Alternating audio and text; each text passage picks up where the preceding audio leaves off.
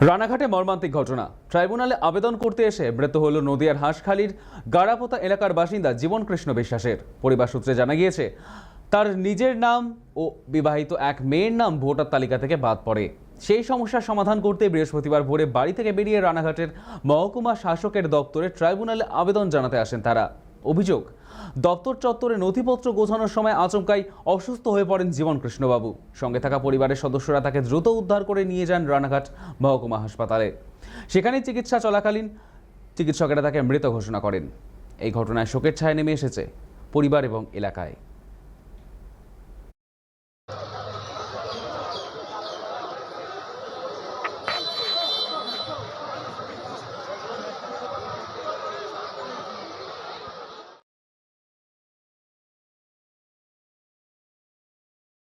কাগজপত্র মানুষকে শেষ করে দেবে।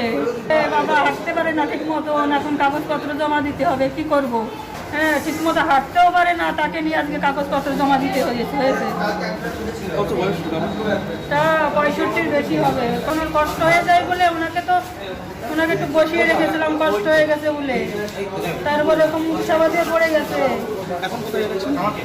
হসপিটালে নিয়ে আসছি। এখন ডাক্তারে বলেছে মারা গেছে। নেই আর নেই, আমার বাবা নেই। আবার একটা মৃত্যু, আর কত জীবন ছাড়, আর কত রক্ত ছাড়, আর কত পরিবারকে বিপর্যস্ত করে দিতে চায় ভারতীয় জনতা পার্টি এসআরকে করে।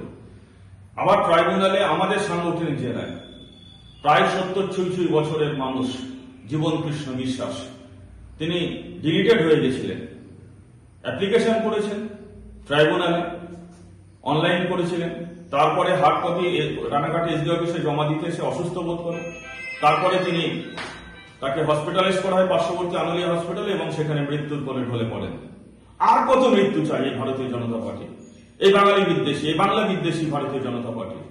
বাংলার জাগ্রত জনগণ আগামী বিধানসভা নির্বাচনে এই মৃত্যু নিয়ে ছেলে খেলা, জীবন নিয়ে ছেলে খেলা সমুচিত শিক্ষা দিয়ে দেবে ভারতীয় জনতা পার্টিকে। শুধু সময়ের অপেক্ষা।